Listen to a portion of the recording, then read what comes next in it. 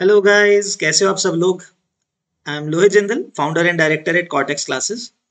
So guys, today I am starting with the RMO previous year questions. Okay, I know it has been bit of a time since मैंने last video डाला था because actually I've been busy in some other work for my institute. Okay, so I'll try to be regular about this. Like I'll try to put the RMO previous year questions, guys. तो मैंने इस बार इसमें थोड़ा उल्टा order किया हुआ है. तो क्योंकि एज IOQM में तो हमने पुराने ईयर से शुरू किया था. So what I thought was कि अभी क्या करते हैं, हम रीसेंट से शुरू करते हैं और उल्टा बैक ट्रेस करेंगे, right. So today we are going to start with this RMO previous year question series. Okay, I hope this series helps you guys to understand and learn कैसे क्वेश्चंस को solve कर सकते हैं. Okay, with the RMO approach कि कैसे सोचते हैं, क्योंकि this format is subjective, right. तो इसमें ऑब्जेक्टिव वाला अप्रोच नहीं चलेगा. सो एंड हमें प्रॉपरली समझना है कि कैसे सॉल्व करते हैं क्वेश्चन को, है ना, with every reason and everything. तो हम इसको करेंगे अभी start. Okay, so I will be starting with the RMO 2024 now. Okay, so you guys can download the question paper from the official website. Guys मैंने उधर से ही डाउनलोड करके उन्हीं उसी ऑर्डर में क्वेश्चंस को चूज करके वीडियो बनाया हुआ है, right. I'll try to post the question in the thumbnail itself as well. So I'll try that as well. Okay, तो guys just one request again before starting, आप इसमें साथ साथ में जरूर सॉल्व करो, थोड़ा सोचो उसको ध्यान से, है ना. So that will it will help you much better. Of course आप लोगों का अगर IOQM क्वालिफाइड है तभी तो आप ये वीडियोस देख रहे होगे. So I hope these videos help you. Okay, so guys let's start the question without wasting any time. Okay, without any delay. I know आप वेट कर रहे हो, तो let's start the question, right. Okay guys, here is the first question. Guys number theory पे based है question, बड़ा interesting है और इतना डिफिकल्ट भी नहीं है. If you see, right, let's see. थोड़ा सा आपको केस सोचना पड़ेगा इसमें, बस ये है. तो guys let's understand the question first. तो guys one thing, yes, questions के अंदर गाइज RMO में द सी आपको 6 क्वेश्चन करने हैं गाइज 3 घंटे में, right. You have 3 hours for 6 questions, so you are having effectively half an hour for each question. तो guys the most important thing that you can do first of all is read the question at least 2 or 3 times, understand it carefully.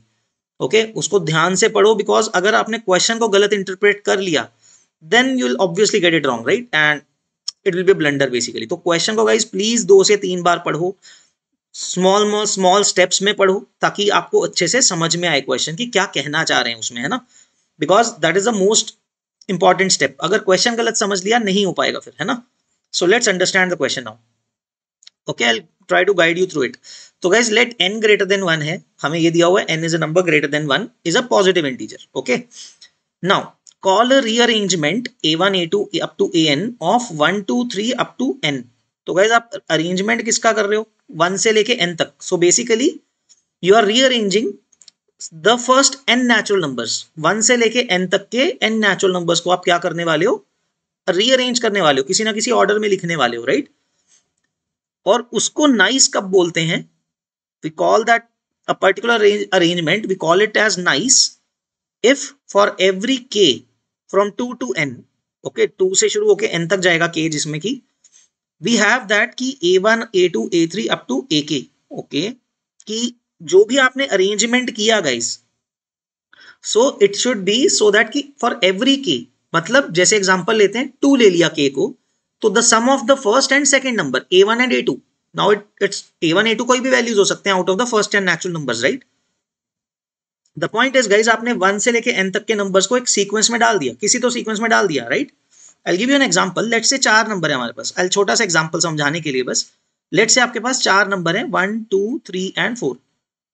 ठीक है, so this particular arrangement is also one of the rearrangements. 1 2 3 4 is also rearrangement. जैसे एक rearrangement क्या हो सकता है, 2 3 1 4. This is one of the rearrangement of these 4 numbers, right? So इस rearrangement में क्या बोला जा रहा है guys, कि k की वैल्यू 2 3 4 up to n के लिए we have that कि a1 a2 up to ak is not divisible by k. So this word has to be highlighted guys, है ना. not बोला हुआ है, not divisible by k. मतलब एग्जाम्पल लेते हैं guys, जैसे फर्स्ट 2 लिए हमने यहाँ पे, this should be true for every k. देखो k कहाँ से कहाँ जाएगा इस केस में, 2 3 4 तक. तो मतलब गाइज हमने अगर पहले 2 नंबर लिए, उनका सम कितना है 5, it is not divisible bye 2.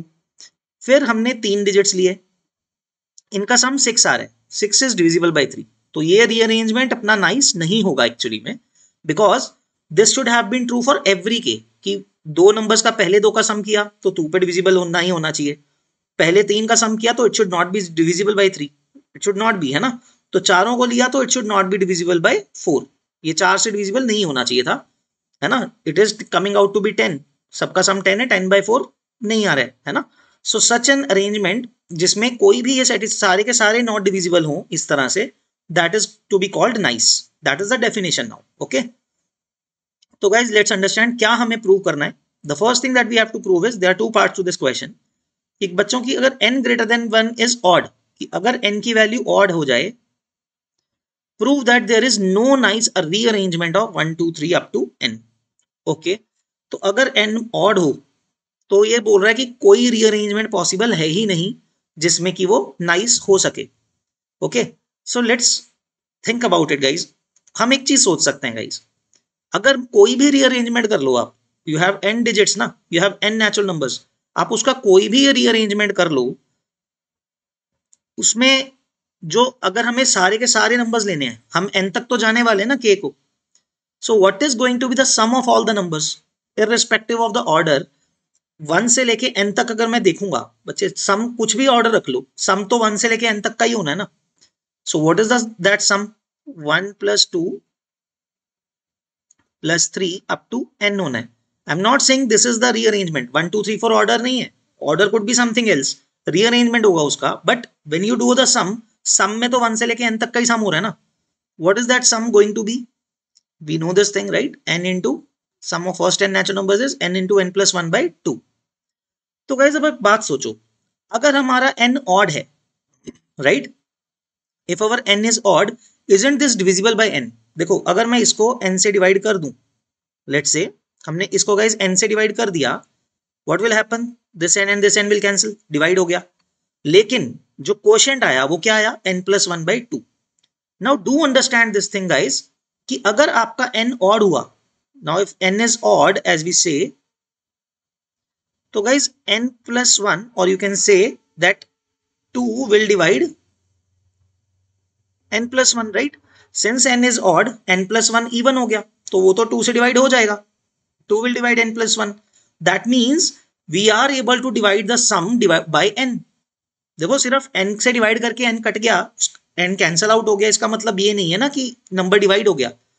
n plus 1 could have been a fraction, n plus 1 by 2 could have been a fraction, अगर n even होता, देखो if n would be even, you can see कि अगर n even हुआ तो n plus 1 by 2 तो divide नहीं होगा, मतलब इंटीजर नहीं आएगा, then it will not be divisible by n, है ना।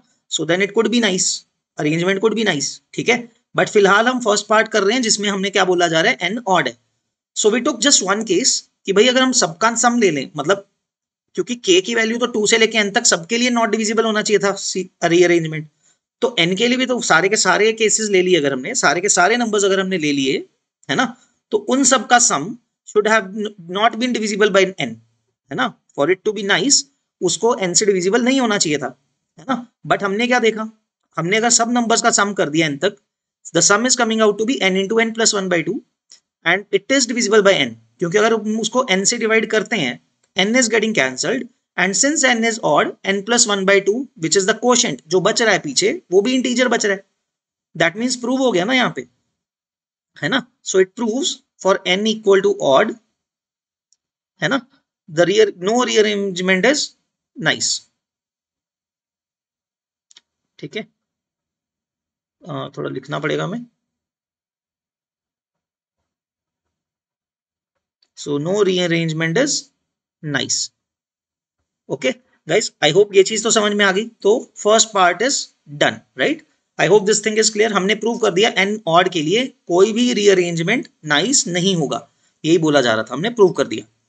Now what about the second case, second case में गाइस बोला जा रहा है, अब बोलो कि एन इवन है, so what about that, so we have to find a nice rearrangement, बस एक नाइस रीअरेंजमेंट ढूंढ देते हैं कोई, और वो तरीके से ढूंढते हैं कोई एक अच्छा सा, है ना। तो एन ऑड के लिए तो हमने प्रूव कर दिया कि नाइस हो ही नहीं सकता, and if it is possible it could be possible in even case, right. Even case ले लेते हैं, राइट। सो गाइस एक काम करते हैं, इवन में n को मान लेते हैं 2m, है ना। Let's say it is of 2m form, अगर इवन है तो it should be of the form 2m, right. तो गाइस अब हम क्या करेंगे, let us think of a good rearrangement so that कि वो डिवाइड ना होता हो। पहली बात गाइस, सारे के सारे तो सिलेक्ट होने ही है, right? So let us understand हम क्या करेंगे, इंटरेस्टिंग काम करते हैं तो, ताकि हम थोड़ा सोच सकें सही से, है ना, हम सम कर सकें। Let us see a rearrangement like this. तो गाइस फर्स्ट को तो 1 ले लेते हैं, या फिर इसको फर्स्ट को एक काम करते हैं, दो दो के ना पेयर बना देते हैं गाइस।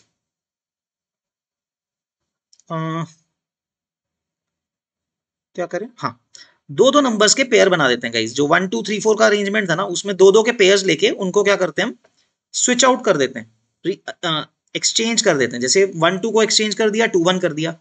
नेक्स्ट क्या है, 3 4, उनको भी रीअरेंज कर देते हैं 4 3, राइट? उसको भी इंटरचेंज कर दिया। नेक्स्ट क्या हो जाएगा, 5 6 होना चाहिए था तो 6 5 कर देते हैं। Then it would have been 7 8, तो 8 7 कर देते हैं। So it will go on. तो लास्ट के दो नंबर क्या होने थे guys, 2m minus 1 and 2m, तो उनको भी रीअरेंज कर देते हैं, 2m and 2m minus 1, right? तो 2m और 2m minus 1 हमने कर दिया, right guys? Is this thing clear, right? अब क्या करेंगे गाइस, लेट्स अंडरस्टैंड, क्योंकि हम मैंने जो ये अरेंजमेंट बनाया it is going to be nice, all we have to do is just check. तो गाइस इसमें एक बात देखो, अगर तो हम k को इवन लेते हैं, now let's take the first case, if k is even, है ना, इवन अगर लिया गाइस तो होगा क्या, देखो, इधर वी कैन टेक k2 और 4 लाइक दिस, है ना? तो अगर दो नंबर लिए गाइस तो 1 और 2 का सम हो रहा है, अगर 4 लिया तो 1 2 3 4 का सम हो रहा है, right? But and in this case you will see an interesting thing happens. तो गाइस जब आपका k इवन है ना, whatever k is even, you are going to do the sum from 1 to k। तो उसके अंदर हमने जो रीअरेंजमेंट किया है गाइस, उसमें इवन नंबर अगर आप लोगे, देखो जैसे 6 नंबर भी ले लिए, if you take the 6 numbers, first 6 arrangement के फर्स्ट 6 नंबर्स लिया आपने, तो उसमें नंबर्स तो 1 2 3 4 5 6 ही आ रहे हैं ना, क्योंकि मैंने दो दो के पेयर बना के उनको इंटरचेंज किया था। तो if you take even amount of numbers, के की वैल्यू अगर आप इवन सिलेक्ट करते हो तो वो क्या होगा, सेट बन जाएगा पूरा 1 से लेके k तक का, है ना? So the sum is going to be k into k plus 1 by 2, right? And you can see guys this is not divisible by k। हमें यही प्रूव करना ना कि k से डिविजिबल नहीं है। सो यू सी कि इसको गाइस अगर हमने k से डिवाइड किया, what will happen, k and k will get cancelled and you are left with k plus 1 by 2। but since k is even, this is not integer,